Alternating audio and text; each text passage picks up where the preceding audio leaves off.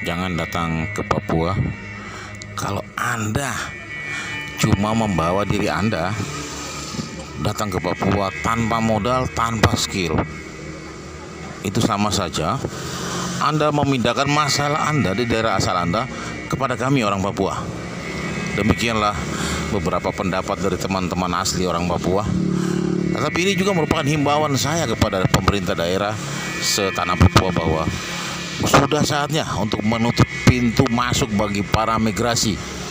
Ada beberapa hal yang menurut saya seluruh pemerintah daerah di tanah Papua kecolongan. Pertama, pemerintah daerah di tanah Papua menerima masalah dari daerah lain datang ke tanah Papua. Itu yang pertama. Yang kedua, merupakan beban bagi tanah Papua.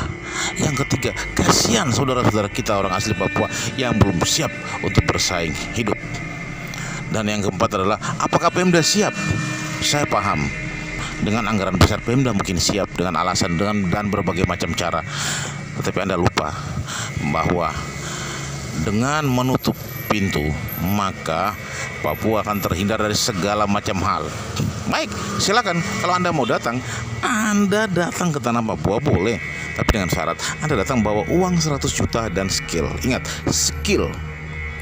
Jangan datang kalau bawa diri Anda, cuma bawa diri dan kentut. Percuma. Tanah Papua tidak akan pernah maju. Oke? Saya pikir ini loh yang permasalahan yang ada. Akhirnya apa? Orang-orang Papua tidak punya kans dan tidak punya kesempatan untuk berubah dan maju.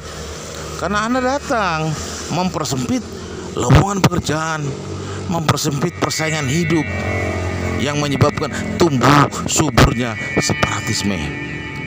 Saat ini loh saya memohon kepada seluruh Pemda setanah Papua untuk menutup pintu atas migrasi yang sedang terjadi.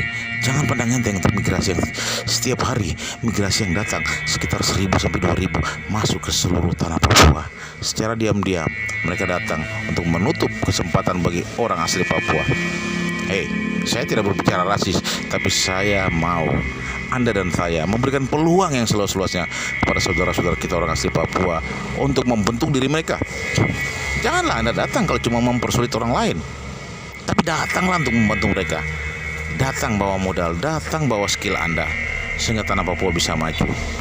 Yang datang tidak sekolah, tamatan SD, mau apa di sini? Cuma jadi beban daerah, cuma jadi beban pemerintah. Apa yang terjadi? Ya kan? Mending kalau dia seorang pengusaha yang baik. Tetapi apa yang terjadi? Timbul kelompok-kelompok kriminal, timbul kelompok-kelompok oligarki politik, timbul kelompok-kelompok yang tidak jelas tujuannya ada di sini. Dan saya tahu bagaimana tanah Papua ini. Oleh karena itu sebenarnya sih ya inilah, kalau mau dibilang ya Pemda dan bupati-bupatinya seperti itulah. Nah, inilah sekitar saran daripada orang dulu ini, supaya pemerintah daerah di setiap kabupaten menutup pintu atas masuknya migrasi dari daerah lain ke tanah Papua. Saran saya yang terakhir untuk seluruh Pemda di tanah Papua, ayo bergerak. Gerakan semua potensi tanah ini.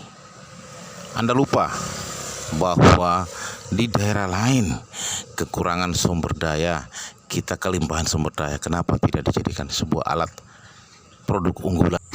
Kenapa harus menutup pintu? Ini timbul pertanyaan juga, dan saya yakin ada banyak pertanyaan seperti itu, terutama dari pihak penguasa yang saat ini sedang berkuasa. Saya akan mengatakan bahwa ketika Anda menutup pintu, maka Anda membuka pintu yang lain, pintu kesempatan kepada generasi yang berikut, generasi yang mungkin bisa lebih baik daripada saat ini. Anda menutup pintu seluruh produk yang bisa merusak mental dan moral anak-anak negeri ini.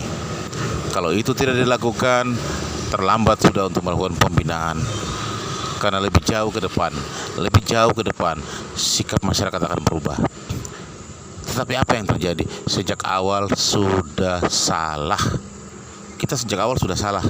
Sudah dengan sembrono menerima masuknya migrasi tanpa memperhitungkan dampak daripada masuknya migrasi.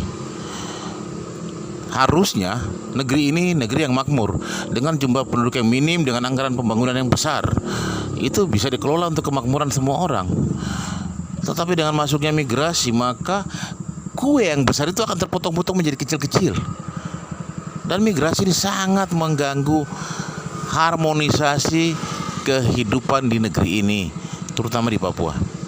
Jadi saya cuma menghimbau bahwa kalau ini terus dibiarkan, maka timbul rasa dijajah, timbul rasa bahwa saya ini saat ini sedang terjajah. Kenapa? Mereka datang menjadi pedagang, jualan dengan harga yang sangat gila-gilaan. Ambil contoh di sebuah kabupaten yang sangat indah pantainya, lautnya juga sangat indah. Harga bensin di sana gila-gilaan. Bensin ada saja, stok ada saja, harganya 10.000 per liter. Stok tidak ada, 50.000 per liter. Apa yang terjadi?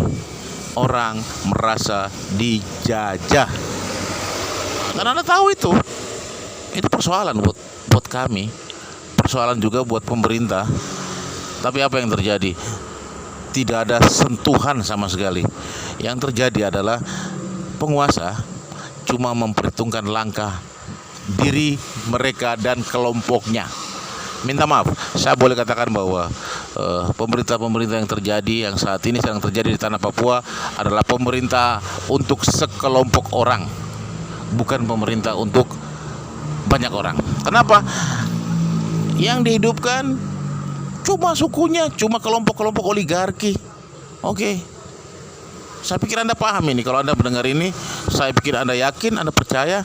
Mari kita rubah.